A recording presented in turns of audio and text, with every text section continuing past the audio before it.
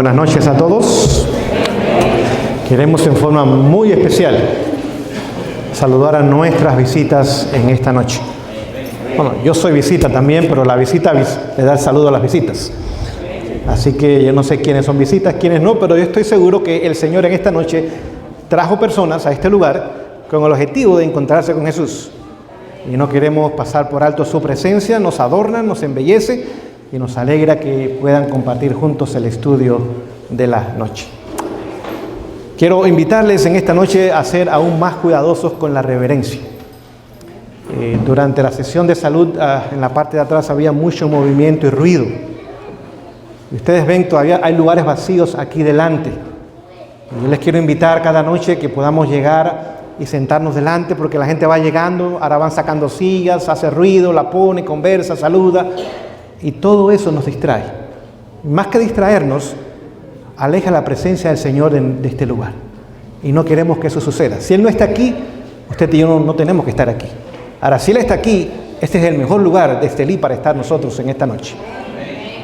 No olviden, cuando el templo fue hecho, el templo de Salomón, dice que no se hizo ruido ni en la construcción. Las piedras eran talladas ¿dónde?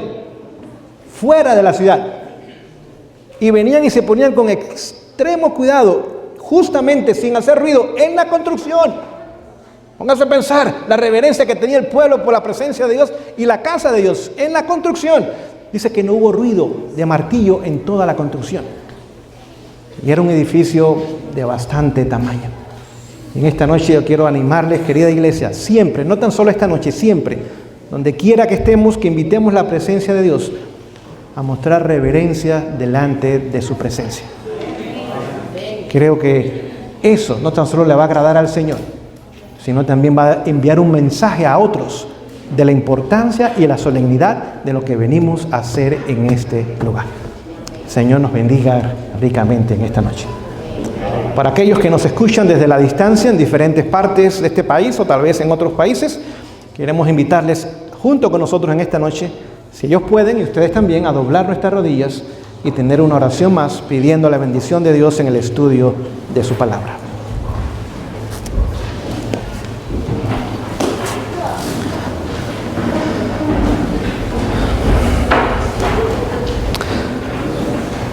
Oh Dios, en este momento te damos gracias que dirigiste nuestros pasos a este sencillo lugar, pero santo lugar.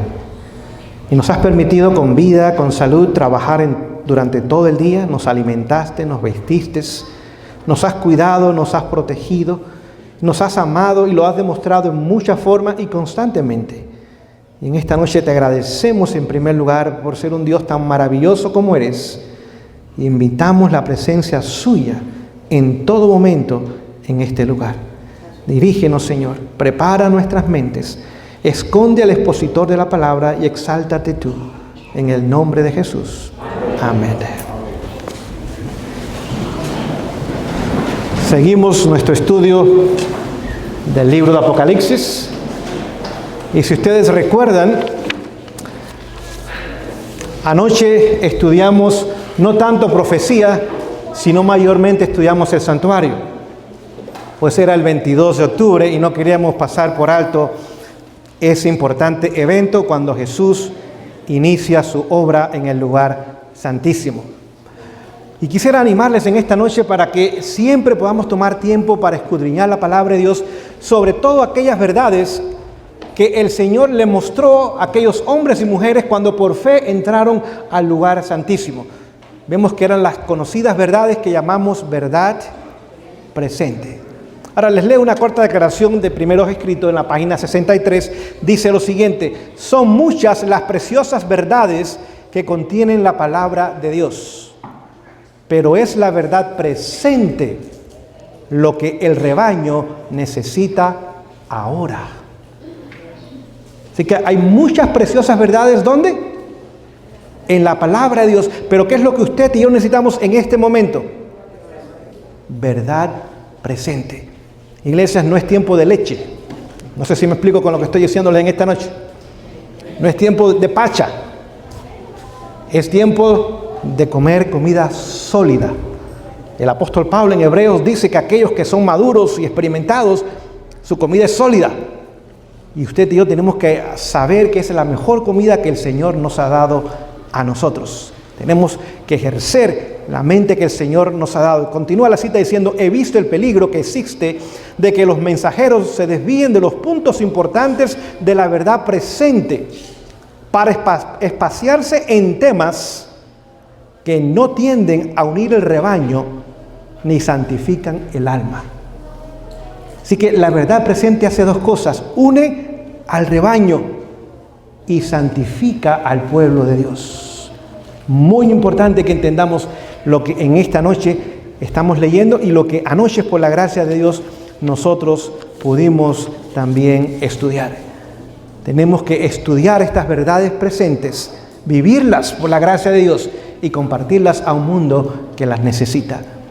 Leyendo otra cita, la cual nos hace ver la necesidad de entender estas grandes verdades, dice lo siguiente: los hombres y las mujeres están viviendo en las últimas horas del tiempo de prueba. ¿Nos damos cuenta que el reloj profético casi es la medianoche? ¿O no? Casi es la medianoche. Dice: no obstante, lo cual son descuidados e insensatos. Así que no hay cuidado y atención por las cosas que merecen cuidado y atención. Y somos insensatos cuando tomamos decisiones muchas veces que no nos ayudan a crecer espiritualmente. Pero no termina ahí. La cita dice: los ministros no tienen poder para despertarlos. Vamos a ver por qué. Porque ellos también están dormidos. ¿Entendemos lo que estamos leyendo en esta noche? Así que ha llegado el momento de la historia donde no podemos ni debemos depender de nadie para nuestra salvación. Donde la salvación es un asunto completamente personal. Y termina la cita diciendo: predicadores dormidos que le predican a congregaciones dormidas. Testimonios para la Iglesia, página 303, si usted desea la cita. Así que vemos que estas verdades presentes unifican al pueblo de Dios como una familia sólida y al mismo tiempo santifican al pueblo de Dios. Vamos esta noche a ir al libro de Apocalipsis una vez más. Libro de Apocalipsis, capítulo 12. Libro de Apocalipsis, capítulo 12, y vamos a leer el verso 14. Apocalipsis 12, 14. Es el último libro de las Sagradas Escrituras, capítulo 12. Comenzamos en el versículo 14. Leo: y fueron dadas a la mujer dos alas de grande águila, para que de la presencia de la serpiente volase al desierto, a su lugar, donde es sustentada por un tiempo y tiempos y la mitad de un tiempo. ¿Qué vamos a estudiar en esta noche? Vamos a estudiar la Reforma. El 31 de este mes se van a celebrar 502 años del comienzo de la Reforma.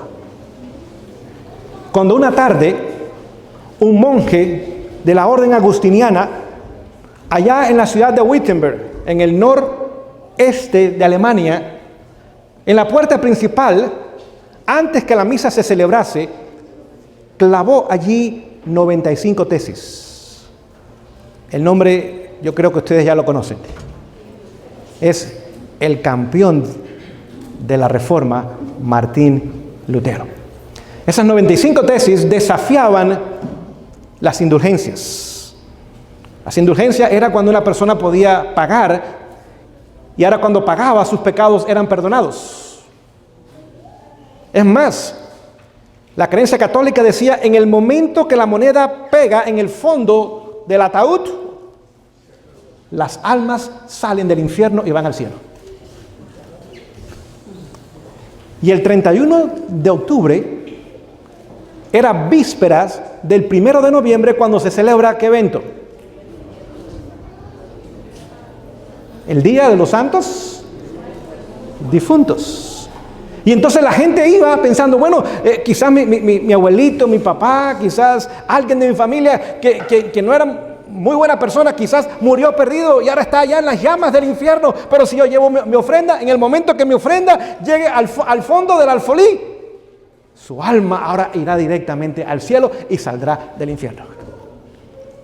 Y Lutero puso allí 95 tesis, eran proposiciones realmente, donde decía: no hay ninguna base bíblica para pensar o creer que nuestras obras, que nuestras ofrendas, que los ritos, que las ceremonias, que el clérigo o nadie ni nada más pueda traer salvación a nuestras vidas.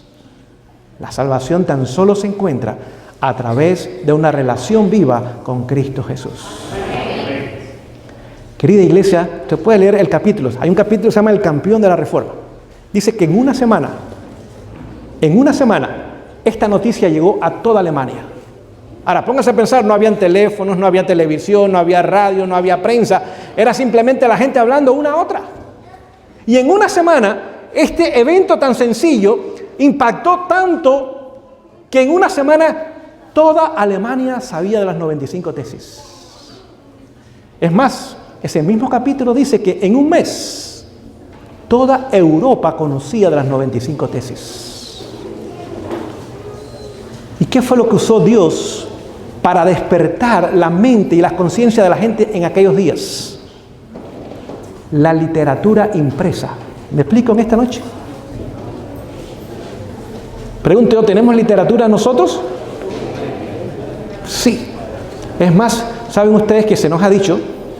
El Señor nos ha dicho que el libro que debemos repartir como hojas de otoño. Bueno, yo sé que aquí en Nicaragua el otoño no significa que las hojas se caen. Pero si usted va al norte, cuando llega el otoño, las hojas se secan y se caen de los árboles. Y usted ve todo el lugar lleno de hojas. Dice que deberíamos repartir como hojas de otoño este libro. El conflicto de los siglos. Yo los quiero animar. Aunque usted no tenga muchos recursos, si usted puede, compre 1 o 2 y regáleselo a sus amigos, a sus compañeros, a sus parientes. Ahora viene Navidad, en vez de comprar cosas que ellos no necesitan, compre este ejemplar y obséquieselo a ellos. Y mire, este regalo yo quiero que tú puedas leer este libro durante el próximo año. Y usted está poniendo en sus manos el libro que cuando estaba siendo escrito, en 2 ocasiones Satanás trató de matar a la persona que lo estaba escribiendo. En 2 ocasiones. Tuvo parálisis una vez por 6 meses y otra vez casi 1 año. Y si Dios no hubiera intervenido, le hubiera quitado la vida. Tanto desprecia y teme Satanás lo que está escrito en este libro. Y usted y yo tenemos en nuestras manos una bomba de las buenas. No mata a nadie. Mata tradiciones, mata errores, mata conceptos equivocados y salva a la gente.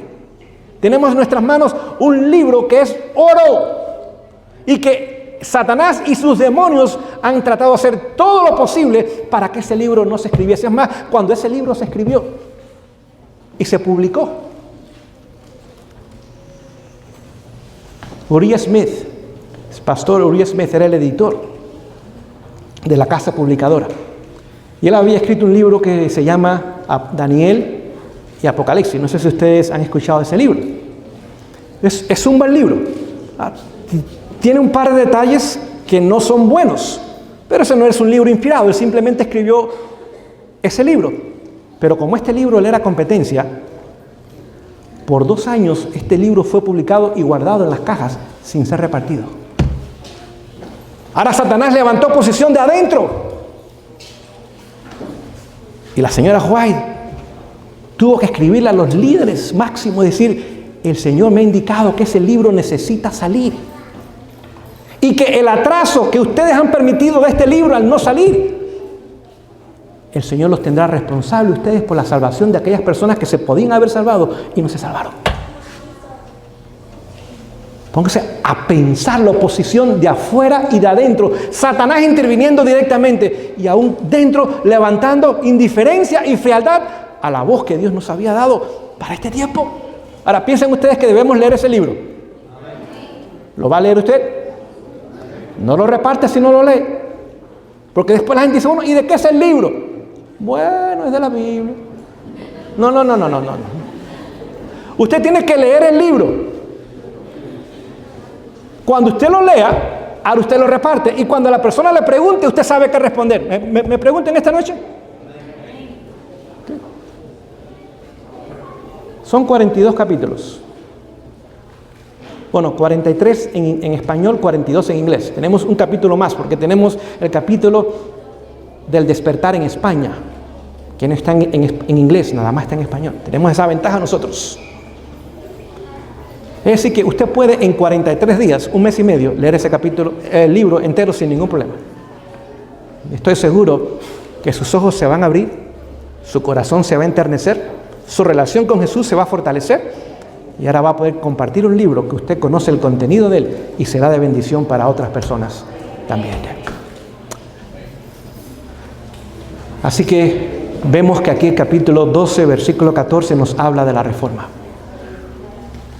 Dice que duraría ese periodo de la Edad Media, tiempos y mitad de tiempo. Ustedes saben que en profecía un día equivale a un año. ¿Cómo lo sabemos?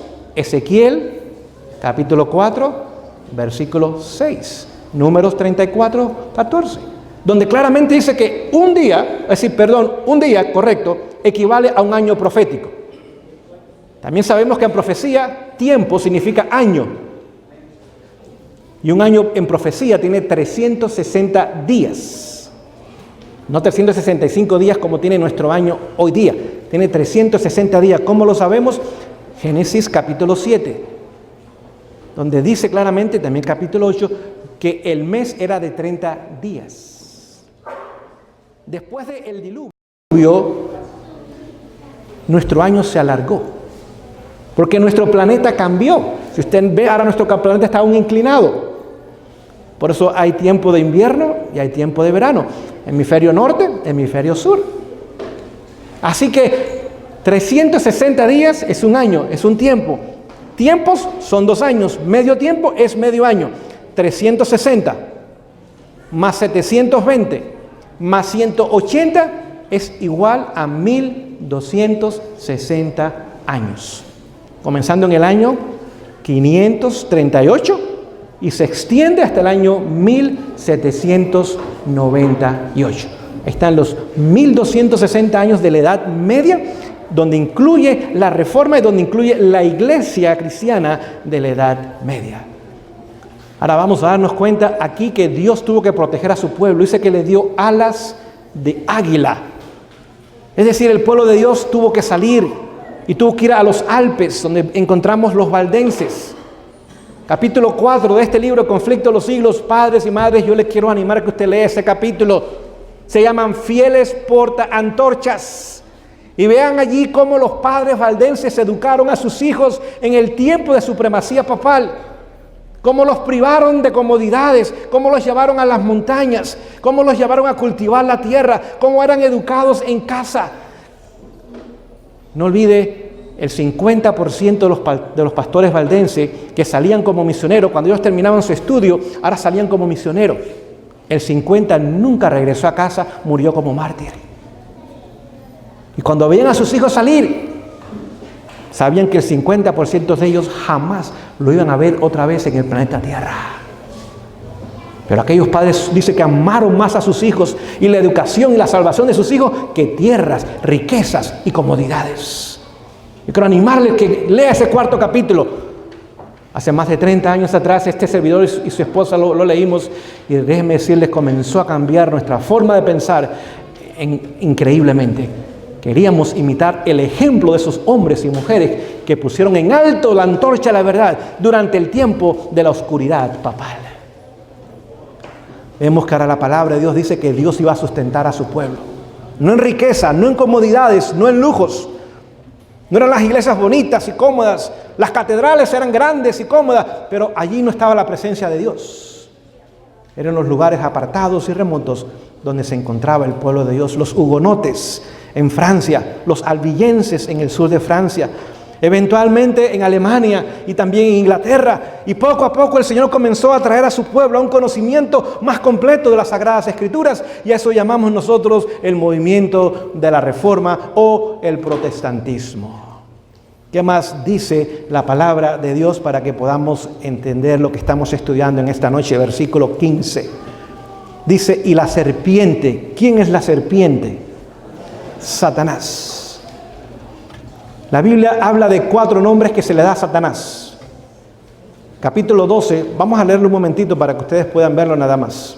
Capítulo 12, versículo 9, habla de los 4 nombres y los 4 métodos que usa Satanás contra el pueblo de Dios. Apocalipsis 12:9 dice lo siguiente: y fue lanzado afuera aquel gran dragón. Es el primer nombre. Cuando ustedes vean dragón, significa un poder que persigue, persecución, matanza, oposición, etcétera, etcétera. Nombre primero, dragón. El nombre segundo, la serpiente antigua. La serpiente es señal de engaño, cuando Satanás obra a través del engaño. Número 3, llamada diablo. Esa palabra es una palabra de origen griego que significa adversario. Cuando usted ve la palabra diablo, es adversario. Número 4, y Satanás. Esa palabra es de origen hebreo y significa un enemigo que acusa. Alguien que está en contra de nosotros y nos acusa. Vemos ahora sus 4 nombres y vemos los 4 métodos como él trabaja para tratar de destruir al pueblo de Dios. Dice, el cual engaña a todo el mundo.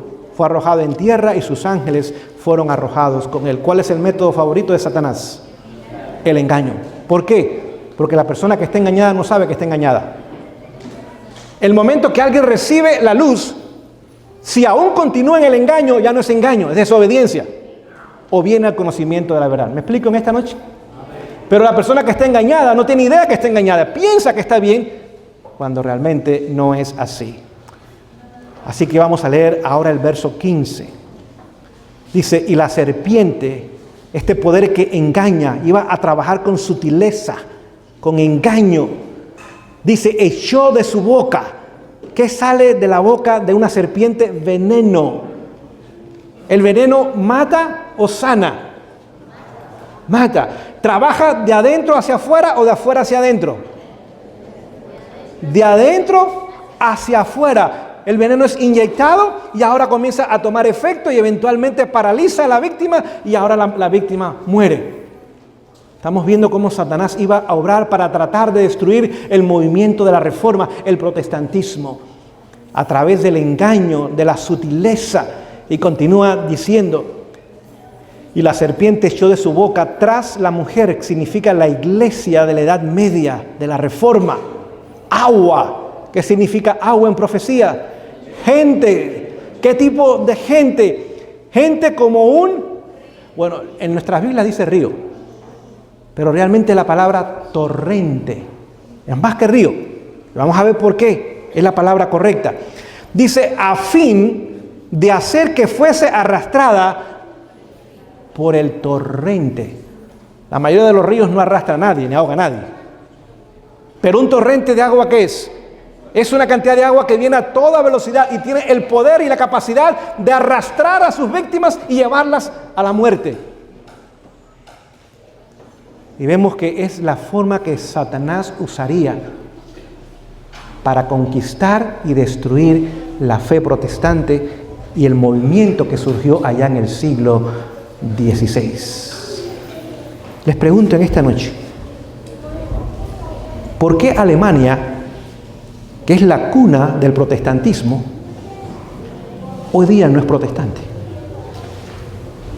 ¿Por qué Inglaterra, que fue el país en Europa donde más floreció el protestantismo? Ahí tenemos los presbiterianos, los anglicanos, los congregacionalistas, los puritanos, los bautistas, los metodistas. El país en Europa donde más floreció el protestantismo. Es más, en corto tiempo, Inglaterra llegó a ser un imperio. Pero hoy día no es protestante.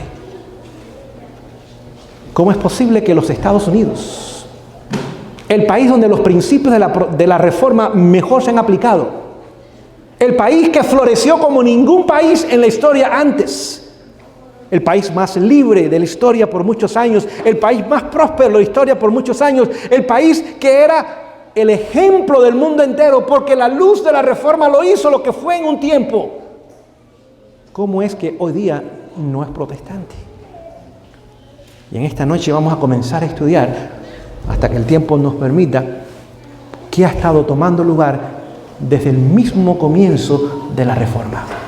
Para eso les voy a leer 2 párrafos del libro Conflicto de los Siglos, página 249. Página 249.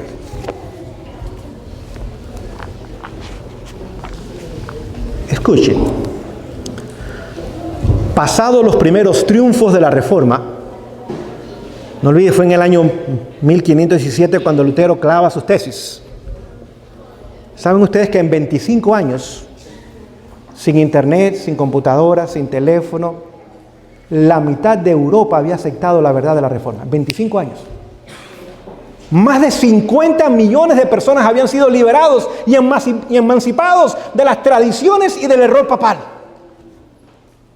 No tan solo Alemania, Inglaterra, Holanda, Bélgica, Dinamarca, Noruega, Suiza, Finlandia, Latvia, Estonia, Polonia.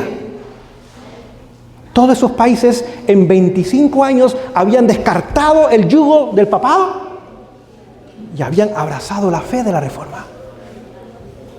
Y ahora el papado se asusta, dice, ¿qué nos va a pasar? Esta gente nos van a barrer. Pero ya Satanás tenía su plan. Continúo mi lectura. Pasados los primeros triunfos de la Reforma en Roma, reunió nuevas fuerzas con la esperanza de acabar con ella. Entonces fue cuando nació la orden de los jesuitas. ¿Qué orden nació? La orden de los jesuitas. Escuchen. Que iba a ser el más cruel, el menos escrupuloso y el más formidable de todos los campeones del papado. Libres de todo lazo terrenal y de todo interés humano, insensibles a la voz del afecto natural, sordos a los argumentos de la razón y a la voz de la conciencia, no reconocían los miembros más ley ni más sujeción que la de su orden, y no tenían más preocupación que la de extender su poderío. Y termina diciendo la declaración: para ellos ningún crimen es demasiado grande, ninguna mentira demasiada vil, ningún disfraz demasiado difícil de llevar. Noten, es el engaño lo que están usando: mentira, disfraz, etcétera, etcétera. Ligados por votos de pobreza y de humildad perpetuas, estudiaban el arte de adueñarse de las riquezas y del poder para consagrarlos, escuchen, a la destrucción del protestantismo y al restablecimiento de la supremacía papal. En la siguiente página leo la siguiente declaración: los jesuitas se espaciaron rápidamente por toda Europa y donde quiera que iban lograron reavivar el papado.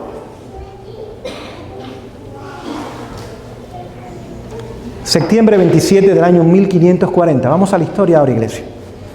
Y hay mucha historia que voy a contarles en esta noche. Posiblemente los voy a marear. Así que póngase el cinturón, porque vamos a ir rápido. Vamos a ir a 100 kilómetros por hora.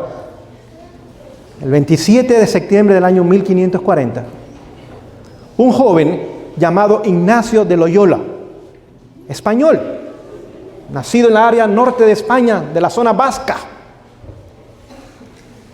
¿Saben cuándo nació ese joven? 23 de octubre, por eso en esta noche estamos hablando de esto. 23 de octubre del año 1491, nació en la zona llamada Loyola, por eso su apellido era Loyola, nació en la zona llamada Loyola.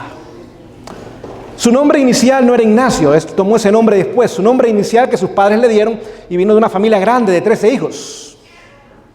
Es más, uno de sus hermanos, cuando Colón vino a las Américas por segunda vez, vino con él. Su nombre inicial era Íñigo López de Loyola. Era su nombre inicial. Con el paso del tiempo, él era un devoto a Ignacio o a San Ignacio, y ahora tomó el nombre de Ignacio en honor a que era devoto a ese santo. Y 13 jóvenes, ahora este 27 de septiembre del año 1540 tienen una audiencia con el Papa Pablo III. Y ese día el Papa da el permiso para establecer la orden jesuita. 27 de septiembre. Esta orden no es una orden religiosa. Esta es una orden militar. Es muy diferente. Tenemos que entender las cosas para poder darnos cuenta de lo que sucede. Ignacio de Loyola, antes de formar esta orden llamada la Sociedad de Jesús, inicialmente era llamada la Compañía de Jesús, pero ese nombre no les gustó tanto y ahora después tomaron el nombre de la Sociedad de Jesús, y de ahí viene el nombre jesuita. Aunque esta orden no es basada en Jesús, esta orden, su devoción perpetua y completa es a la Virgen María. Son más marianistas que María. Es más, en sus uniformes tienen grabadas las palabras: María son tutos, todo tuyo María. Es dedicada a María. Loyola estudió la historia y se dio cuenta que durante las famosas cruzadas, no sé si ustedes han escuchado las cruzadas, en el siglo XI, siglo XII en adelante, ahora se crearon dos órdenes. Estas dos órdenes que se crearon eran los caballeros hospitalarios, que iban con los peregrinos rumbo a Jerusalén. El objetivo del papado era conquistar a Jerusalén, porque siempre el papado ha tenido el deseo de cambiar la capital de Roma a Jerusalén. Pues Jerusalén es la cuna de tres religiones, del judaísmo, del cristianismo y del islam también. Son sitios sagrados para estas tres religiones, y su deseo es un día poder gobernar allí. No olvides, Satanás es el que quiere gobernar al mundo y lo quiere gobernar en el mismo lugar que Dios gobierna el universo, que es Jerusalén. Pero Dios está en la Jerusalén que está en los cielos. Él quiere comenzar a gobernar en la Jerusalén que está en este mundo. La palabra Jerusalén significa ciudad de paz.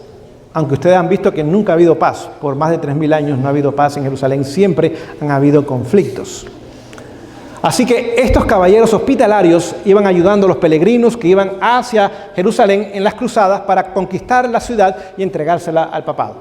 Pero había otra orden, eran los caballeros templarios. Quizás ustedes han escuchado. ¿Okay? Estos caballeros templarios eran una mezcla de soldado y de sacerdote. Y Loyola dice: eso es lo que yo quiero para mi orden. Voy a crear una orden que es una mezcla de soldados y de sacerdote.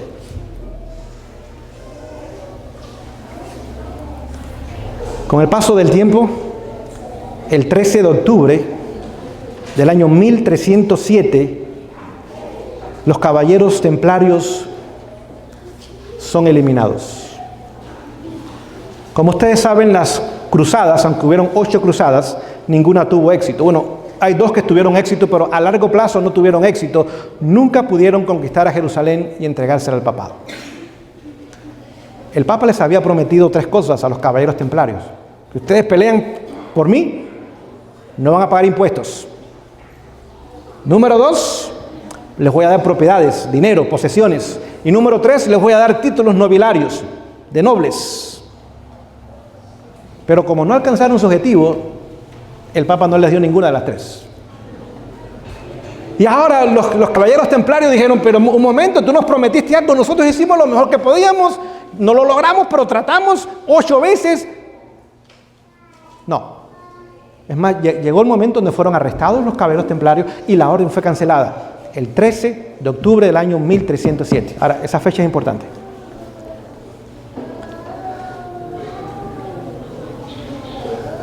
Estos caballeros templarios ahora dijeron: no, vamos nosotros de alguna forma a obtener lo que no nos dieron. Y comenzaron a crear órdenes secretas.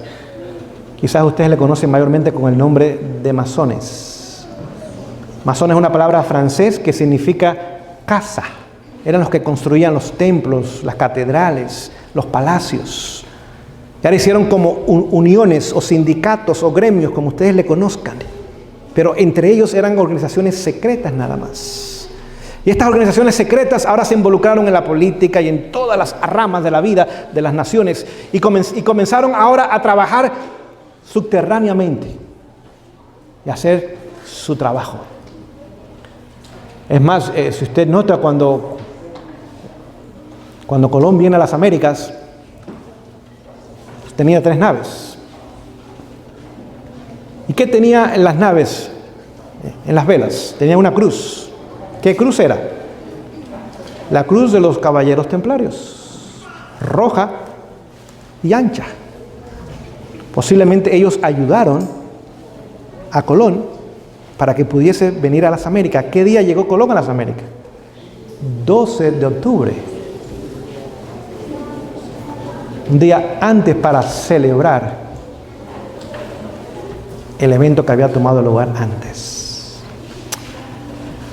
Y ahora él estudió la orden de los caballeros templarios y dijo, esto es lo que yo voy a hacer, pero con la aprobación del papado.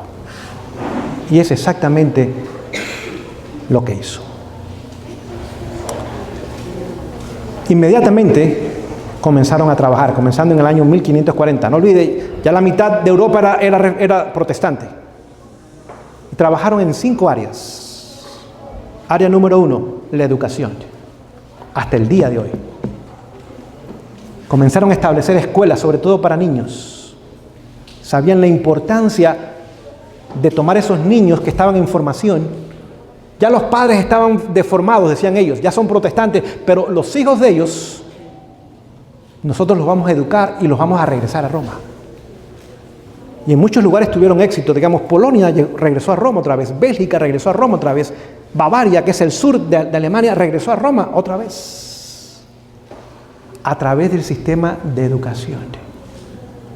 Y bien, hoy día vemos que las universidades más famosas, los colegios más famosos, desde los baratitos hasta los más caros, son de ellos. ¿Y saben qué? Todavía los protestantes siguen enviando a sus hijos a sus escuelas. No se quejen cuando pase cambios en la vida de sus hijos, porque usted es responsable por la educación de ese niño. Y el objetivo de ellos era triple en la educación. Número 1, sembrar duda en la palabra de Dios. ¿Cuál fue la base de la reforma? Sola escritura. ¿Qué significa sola escritura? Solamente la palabra de Dios. Si comenzamos a decirle, bueno, la creación, ¿quién sabe si es cierta o no? Hoy día la gente cree en la evolución más que nada. El diluvio, eso es un cuento de Moisés. Quizás hubo una inundación en sus días y le llamó diluvio. Y comenzaron a sembrar la duda en la palabra de Dios. Número 2, comenzaron a exaltar el sistema papal. Y número 3, comenzaron a trabajar en la formación de los hábitos, aún en la dieta de esos pequeños niños. Así que comenzaron a trabajar fuertemente, sembrando duda. Vemos que hoy día la educación que recibimos no es educación, hoy día es indoctrinación. No sé si me explico con lo que estoy diciendo. Los libros de historia han sido cambiados. Hoy día, si usted va a estudiar de la Reforma, no es la Reforma, lo presentan como la revuelta en Alemania. Los libros de texto hoy día, la revuelta en Alemania. Cambian los libros de texto, los libros de referencia, aún los diccionarios, las palabras comienzan a cambiar su significado. Y van borrando toda la historia que no les conviene a ellos, como la Inquisición y las cruzadas. Usted no escucha nada de eso en la educación hoy día.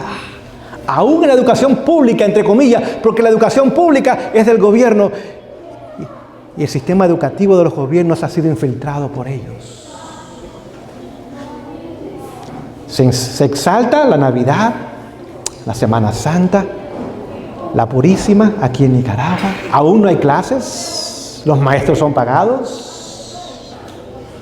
Porque el sistema educativo de todo el mundo, no tan solo Nicaragua, pongo ejemplos de Nicaragua, pero de todo el mundo, ha sido infiltrado por ellos. En forma especial fueron a los seminarios como estudiantes. Bueno, vamos a ser pastor luterano, vamos a ser un pastor anglicano. Y fueron a Oxford, a Cambridge, en Inglaterra, o fueron a las universidades de Bonn y de Berlín, en Alemania. Y se hacían pasar como ministros o jóvenes que estaban capacitándose para ser pastores, se graduaban de pastores y eran enviados a las iglesias como pastores, y poco a poco comenzaban a cambiar el prisma de las enseñanzas bíblicas. Eventualmente ahora eran doctores y comenzaron a enseñar a los futuros pastores y a preparar a la siguiente generación que iban a ser los líderes de esas iglesias. Y a través de un falso sistema educativo fueron minando y destruyendo las raíces del protestantismo. Desde las escuelas primarias hasta las universidades. Querida iglesia, por eso Dios nos dio un sistema diferente de educación.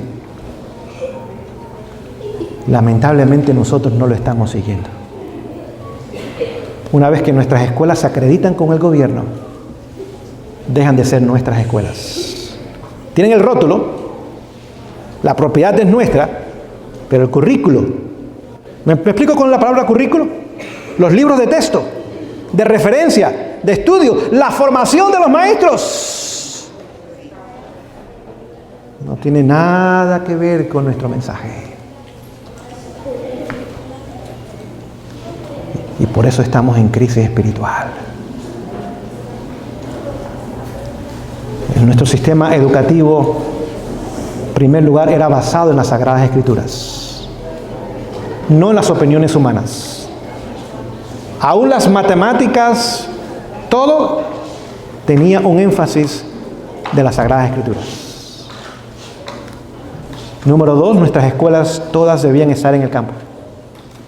Número 3, maestros y estudiantes no tan solo iban a estudiar, iban a trabajar juntos también. La agricultura sobre todo. El maestro mitad del tiempo en el aula, mitad del tiempo con los estudiantes afuera trabajando con ellos. Número 4, nuestros libros de textos debían ser completamente diferentes. Y número 5, nuestras instituciones no debían ser acreditadas con ninguna institución, ni religiosa, ni tampoco civil. Debíamos haber mantenido nuestra identidad peculiar como Dios nos las había dado.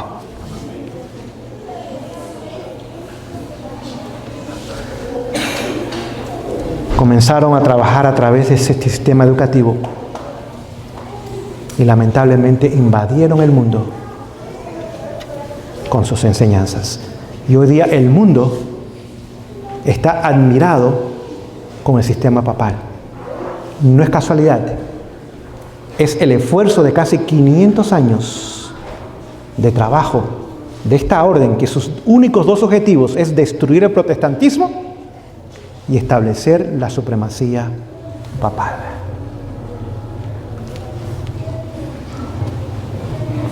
Número 2, infiltraron la política. No como políticos, porque ellos no quieren dar la cara. Su trabajo es como consejeros o asesores.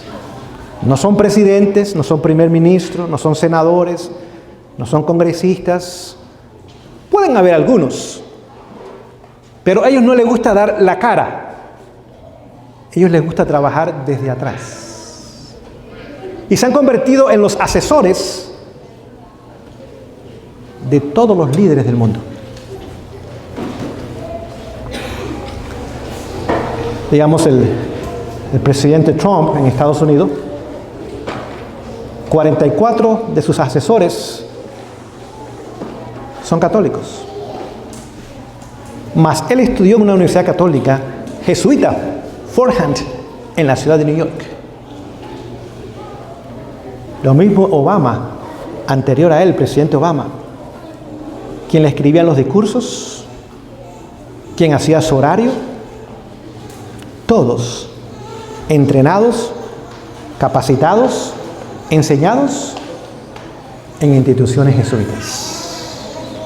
Y podía continuar poniéndole ejemplo y más ejemplos. ¿Cómo actuaron en la política? Pues simplemente ahora se hicieron consejeros, se pusieron al servicio de los líderes de la nación y comenzaron a influir sobre las decisiones que estos líderes tomaban para adelantar su causa. Les pongo un ejemplo. Luis XIV en Francia. Luis XIV en la historia se llama el Rey Sol en Francia. Un hombre arrogante. Se le preguntó, háblenos de Francia. Él dice, Francia soy yo. Soy yo. Habían 22 millones de franceses. Esos no valen. Francia soy yo. Súper arrogante, orgulloso, pero muy inmoral. Mujeriego. Póngase a pensar, aún con la esposa de su hijo estaba teniendo relaciones sexuales. Con la esposa de su hijo. Yo no sé cómo un padre puede hacer eso a su hijo. Borracho y afeminado a veces. Y ahora este hombre se enfermó para morir. Y cuando estaba en su lecho de muerte, llamó a su confesor. ¿Adivine quién era? Un jesuita llamado Pierre Lacleur. Y le dijo, yo quiero confesarme contigo porque cuando yo muera yo quiero ir al cielo también.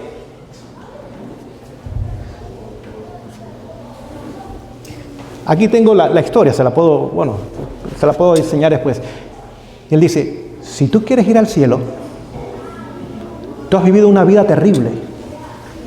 Dice él, le susurré en su oído el infierno constantemente. Y las llamas te están esperando. Y vas a ir al lugar más caliente. Y los demonios allá tienen los garfios para clavártelo cuando llegues allá. Porque tú has sido un hombre perverso y un hombre malo. Y el hombre temblaba, dice, temblaba. Y salió de la cama y cayó de rodillas delante de este sacerdote jesuita. Por favor, ten clemencia de mí. Dijo, ¿tú quieres que yo tenga clemencia de ti? Sí. Tú tienes que cancelar, tú tienes que eliminar el edicto de Nantes que le había dado libertad a los protestantes en Francia. Si tú estás dispuesto a cancelar el edicto de Nantes, hecho en el año 1598 por Enrique IV, estamos hablando ahora del año 1685, casi 100 años antes, si tú cancelas el edicto de Nantes y eliminas a los herejes, cuando tú mueras tú vas al cielo. Y ahora sacó unas llaves que tenía en su bolsillo. Y les digo, aquí están las llaves del cielo. Pero están en mis manos. ¿Qué vas a hacer? Y aquel hombre, por terror del infierno, hizo el edicto de Fontainebleau, donde completamente eliminó la libertad religiosa que había en Francia. Les dio 15 días a los protestantes para salir de Francia. Y si no salen, van a la prisión. Sus propiedades fueron quitadas, sus colegios fueron cerrados, sus iglesias fueron cerradas. Si ustedes quieren permanecer en Francia, ustedes tienen que bautizar a sus hijos con un sacerdote católico. No pueden trabajar. Y ahora vino la persecución contra los hugonotes. 500,000 de hugonotes murieron en Francia como resultado de lo que Luis XIV hizo una noche antes de morir. Y millones de hugonotes tuvieron que huir a Inglaterra, a Alemania, a los Estados Unidos, perdiendo todas sus posesiones, sus negocios, para al menos poder salvar sus vidas. Y así es como han estado trabajando. Nos quedan 5 minutos. Mañana vamos a continuar. Pero vamos a darles otro ejemplo. La Primera Guerra Mundial.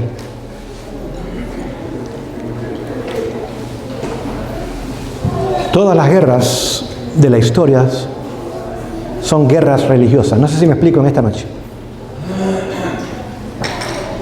Todas las guerras tienen una connotación religiosa. La Primera Guerra Mundial fue preparada con 3 objetivos. Número 1, vengarse de Alemania por el protestantismo. Y la Primera Guerra Mundial llevó a la quiebra a Alemania, la destruyó. Aparte de los millones de muertos que tuvo en la guerra, póngase a pensar 25 millones de marcos, que era la moneda. Con eso usted podía comprarse una barra de pan. Una hiperinflación, la economía destruida para vengarse de Alemania por ser la cuna del protestantismo. Número 1. Número 2. Tomar control de Rusia. No olvide, Rusia no es católica, es cristianos ortodoxos. Y la iglesia ortodoxa en el siglo XI se dividió de la iglesia católica. Y ahora, para vengarse de Rusia por separarse, tomaron control del país más grande en territorio del mundo, que es Rusia. Y no tan solo tomaron control de ese país, sino que convirtieron a Rusia en un país comunista. Y lo convirtieron en el malo de la historia, para asustar al mundo entero.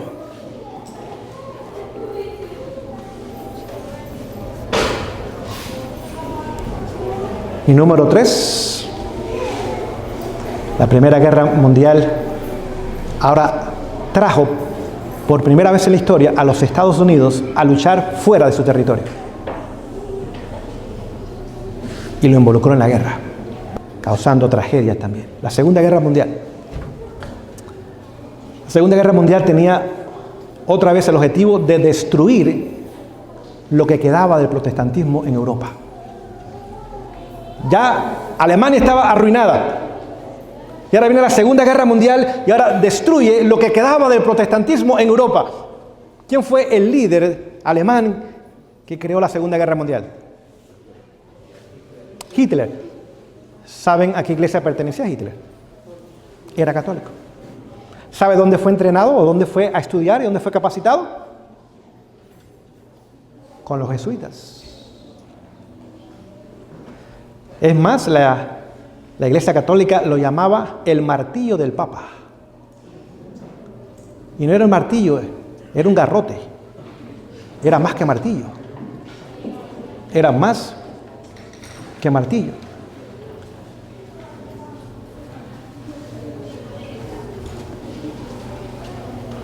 Número 2, no tan solo destruir lo que quedaba del protestantismo, porque Inglaterra fue invadida y bombardeada, Holanda lo mismo, los Países Bajos, y ahora comenzó a barrer con lo que quedaba del protestantismo.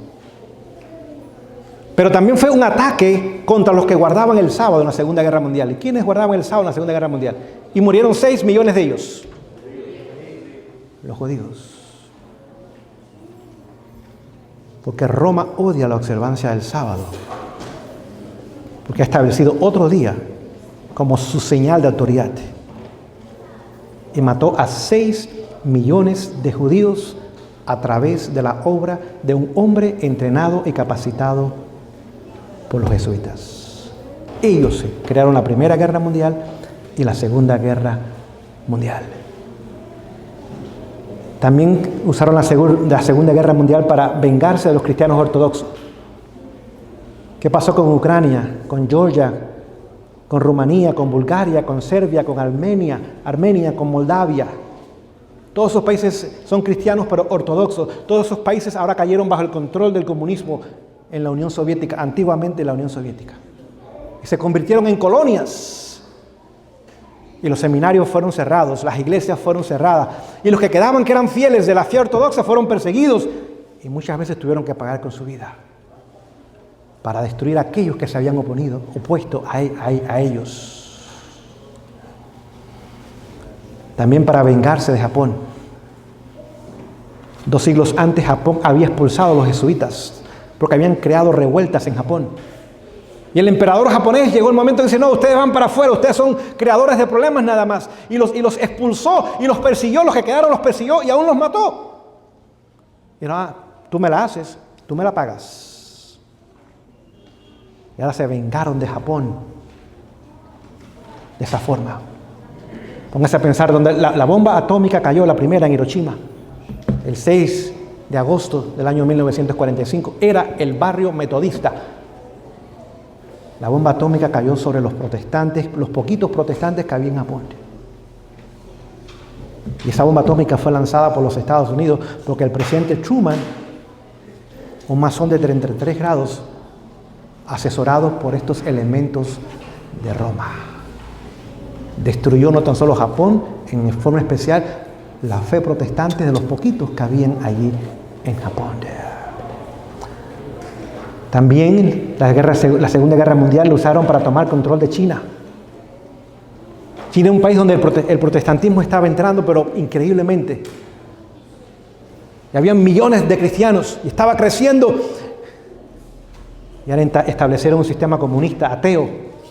Mao Zedong mató a 70 millones de chinos sin ninguna razón. Mao Zedong fue educado en una institución jesuita también.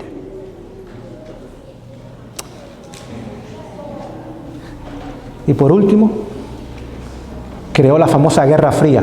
No sé si ustedes escucharon alguna vez esa frase. Ahora echó a dos enemigos a pelear, Estados Unidos y la Unión Soviética. Y el papado con las manos cruzadas, diciendo, Y mientras estos dos enemigos peleaban y se debilitaban, ¿quién iba creciendo en influencia y en poder? Y parecía el bueno, porque era neutro, cuando era quien estaba por ambos lados poniendo la leña al fuego. La leña al fuego. Y mientras ambos peleaban, ambos se debilitaban. Después vino la famosa Guerra de Corea, la Guerra de Vietnam.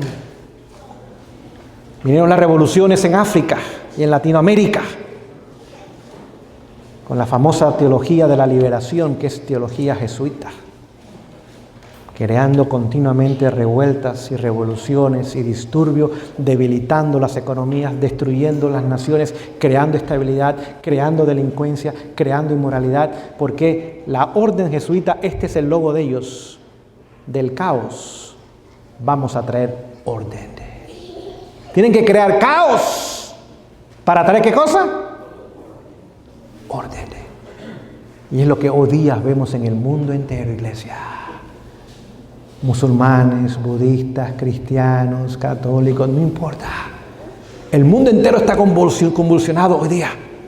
Vean las noticias, cuántos países están en protesta y en manifestaciones. ¿Quién está detrás de ellos echándole la leña al fuego? Y por el otro lado, asesorando a los líderes de las naciones, diciéndoles, no te dejes, pon mano dura. Y creando cada vez más tensión, y la gente inocente muriendo, y destruyendo negocios, y destruyendo naciones, y ellos creciendo en influencia y en poder. Mañana vamos a continuar, y vamos a ver cómo esta obra ha ido avanzando, y vamos a ver que Dios también tiene un plan, y por la gracia de Dios, ese plan traerá la victoria final a su pueblo. Señor nos bendiga en esta noche.